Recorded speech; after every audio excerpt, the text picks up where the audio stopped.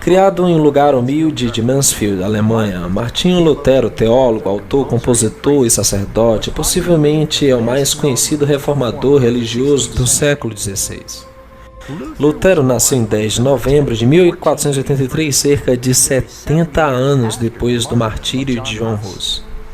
Nascido em uma família trabalhadora de classe média, com vários irmãos e irmãs, Lutero desenvolveu um caráter e personalidade firme. A família de Lutero parecia haver sido, em certa medida, uma família de grandes triunfadores. Eram muito severos, de acordo com as histórias posteriores de Lutero, e certamente viam que o caminho a seguir para seu filho era mediante a educação. Pois quando era jovem, foi destinado a converter-se em um advogado. Sem dúvida, uma experiência traumática mudou para sempre o curso de sua vida. Lutero foi pego em uma tormenta e temia por sua vida. Estava fora e temia ser atingido por um raio. Os relâmpagos golpeavam diante dele, ambos os lados, e em terror clama e promete que se um santo o salva, se converterá em um monge. Chamou a Santa Ana, a santa das causas perdidas. Santa Ana, livra-me, converte-me em um monge. E cumpriu sua palavra. Apesar dos protestos furiosos de seu pai, Lutero deixou seus estudos, vendeu seus livros e entrou em um monastério augustino fechado em Erfurt. Se dedicou totalmente à vida monástica. Depois de seu anelo desesperado por salvação, praticava jejuns frequentes, longas horas de oração e vivia uma vida austera de confissão sem fim. Se alguém podia haver ganhado o céu como monge, então eu farei, de fato, estando como monge. Encontrou um ancião confessor que se deu conta que Lutero tinha uma alma sensível. O seu confessor se deu conta que Lutero necessitava ensinar a Bíblia. Assim se converter simultaneamente em um professor de teologia, pregador da igreja, do povo e membro da comunidade religiosa. Ele basicamente fazia 3 trabalhos. Em Wittenberg, aprendeu a estudar a Bíblia em suas línguas originais. Logo, começou a compartilhar livremente as verdades que estava aprendendo em suas conferências. Seus ouvintes estavam encantados. Em 1510, Lutero fez uma peregrinação para visitar a sede da igreja da Santa Cidade de Roma. Ele ficou enojado de testemunhar terrível ganância e impiedade que ele viu em todas as classes do clero. Sua grande expectativa da cidade santa foi frustrada. Enquanto contemplava o estilo de vida degradante dos monges e padres, isso estava em forte contraste com sua vida frugal na Alemanha. Mas a revelação mais inquietante estava por vir. Ele foi para Roma, estava subindo as escadas e ali houve uma voz, não necessariamente verbal, mas uma em sua cabeça: o justo viverá pela fé. E assim eu subi estas escadas de Pilatos, de joelhos, as quais devia ganhar algum tipo de, você sabe, garantia para não queimar-se no purgatório por tanto tempo, e de repente se deu conta: o que estou fazendo? A Bíblia diz que isso vem pela fé. E ele se levantou dos seus joelhos, e esse foi um momento decisivo. Lutero finalmente entendeu a importância de confiar nos méritos de Cristo pelo perdão. Depois de regressar de Roma em 1512, Lutero foi recompensado com um doutorado de divindade na Universidade de Wittenberg. Começou a pregar valentemente que as pessoas não deveriam aceitar nenhuma doutrina a menos que viesse da Bíblia. Foi esse princípio da sola Escritura que se converteria no clamor da Batalha da Reforma. É uma série de 3 tratados em 1520 que apresenta o conceito que agora, desde que a tradição da igreja se tornou tão corrompida pela inovação humana, que a igreja somente deve seguir o testemunho das Escrituras. Este é o fio condutor da história que descreve a decadência da igreja, quando as pessoas perderam as Escrituras e a capacidade de ler as Escrituras por si mesmos. Havia uma barreira entre elas e Cristo, e logo começaram a se recuperar. Quando Martinho Lutero e seus colegas decidiram que as escrituras eram a única autoridade, sola, tota, prima, escritura, e começaram a superar essa situação. Ao mesmo tempo, Roma estava cavando o solo para a construção da magnificente nova Basílica de São Pedro. A igreja enviou João Tetzel, um frei dominicano à Alemanha, para vender indulgências, para arrecadar fundos necessários para a catedral.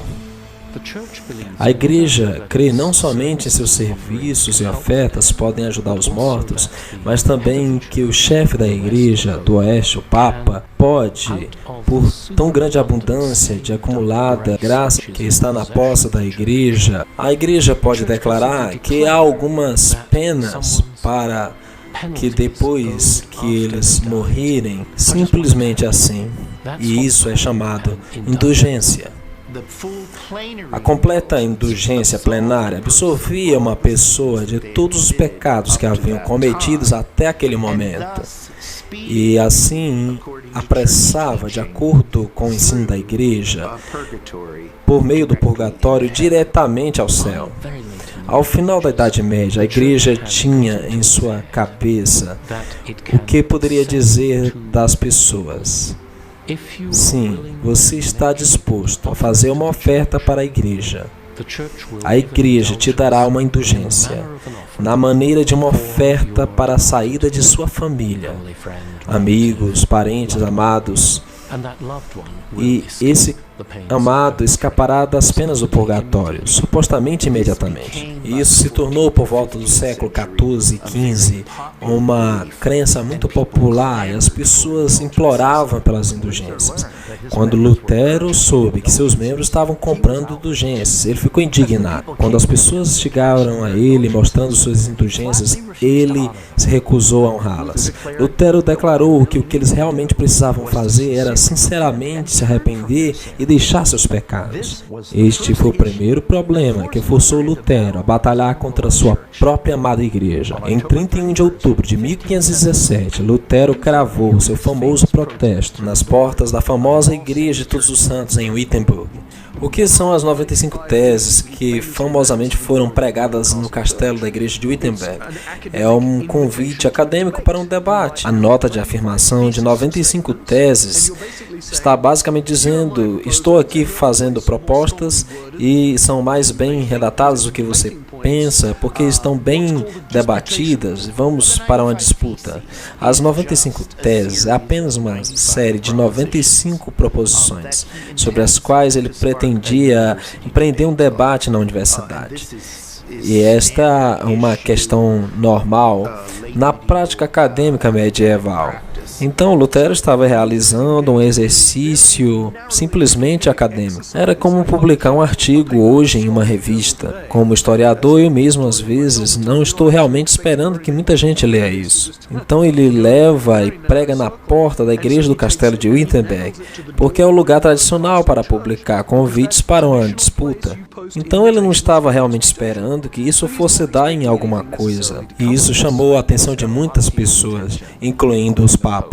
No que dizia respeito a Lutero, ele não estava promovendo algo que a igreja fosse hostil. Ele cria que estava promovendo algo que a igreja receberia. De fato, se voltarmos aos primeiros pais da igreja, incluindo Agostinho, pode-se encontrar muitas coisas nos seus escritos que estavam de acordo com as ideias de Lutero. Então, Lutero, na verdade, esperava que as pessoas dissessem: "Oh, genial, obrigado por postar isso", o qual talvez foi um pouco ingênuo, e é isso que se espera de um acadêmico. Mas Lutero não esperava que estivesse tratando de criar um outro movimento. Pelo contrário, mas na verdade é que a igreja não recebeu muitas das coisas que Lutero tinha a dizer.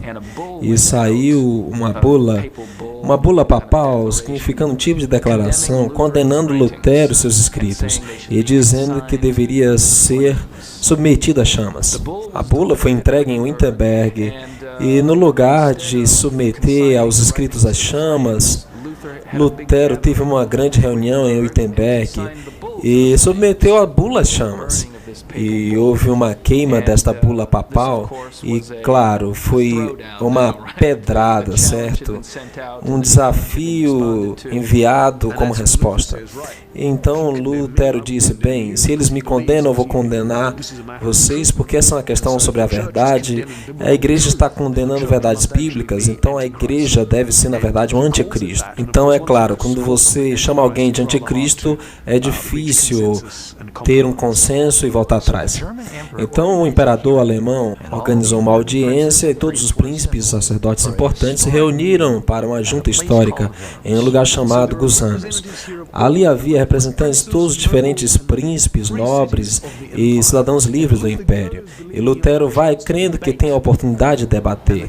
E a igreja sabe que Lutero é um debatedor brilhante, a igreja não quer lhe dar muita chance. Ele foi levado perante o grupo e lhe mostraram uma pilha de livros e lhe fizeram duas perguntas. Estes são os seus livros?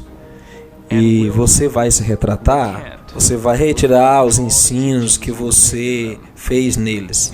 E ele não respondeu imediatamente. Ele disse, bem, são meus livros, mas há muitas coisas escritas ali e preciso de algum tempo para pensar. Ele quase perdeu a paciência, mas finalmente ele no dia seguinte retorna e começa a jogar com palavras. São suas obras, se arrepende, ele diz, você me pede para retratar todas as minhas obras? Tem coisas que a própria igreja concorda, tem escrito sobre alguns males que a igreja realmente concorda. Ele começou a tentar entrar num debate e as autoridades começaram a tratar, não, você vai se retratar ou não? É um momento heróico, especialmente porque no que se refere a Lutero, ele crê que está sendo levado à morte. Es sei denn, ich durch das Zeugnis der Schriften oder durch klares Überzeugnis. A menos que seja convencido pelo testemunho das Escrituras e pela razão clara, porque não confio no Papa ou nos concílios, sendo que é bem conhecido que sempre se contradizem. Me apego às Escrituras, que tem citado, a minha consciência está cativa à palavra de Deus. Não posso e não vou me retratar em nada, desde que não é seguro e contra a consciência. Aqui estou. Não posso fazer outra coisa. Que Deus me ajude. Amém. O conselho não teve muito o que dizer em resposta. Lutero foi declarado criminoso. Sua literatura foi proibida e sua prisão foi ordenada. Disse o documento: queremos que seja preso e castigado como um herege notório. Lutero tinha recebido um salvo-conduto para a dieta de Worms, assim como Hus tinha recebido para a dieta de Constança, pouco mais de 100 anos atrás. E havia essas autoridades que insistiam com o Santo Imperador Romano, assim como o Imperador Sigismundo tinha agido com o conduto de Hus. Carlos V não queria ser conhecido como o segundo imperador que havia descumprido sua parte no salvo-conduto. Então, por qualquer razão, talvez algumas outras, ele permitiu que Lutero deixasse a cidade e regressasse para sua casa. Pensou que provavelmente alguém o mataria no caminho, porque havia uma recompensa por sua cabeça. No lugar disso, por suposto, Lutero foi sequestrado por um grupo armado de homens que estavam trabalhando, na realidade, para Frederico, que tiraria de circulação por algum tempo no castelo de Warburg, que só Frederico sabia a respeito. Ninguém sabia o que tinha acontecido com Lutero. Muita gente achava que ele estava morto. Um ano depois desse exílio solitário que Lutero se refere como meu Patmos, o ex-sacerdote continuou seu trabalho prolífico de escritura e até tentou traduzir o Novo Testamento do grego para o idioma alemão. Agora, cerca de 72 anos antes que Lutero completasse sua tradução do Novo Testamento, Gutenberg mudou a história com a invenção da prensa.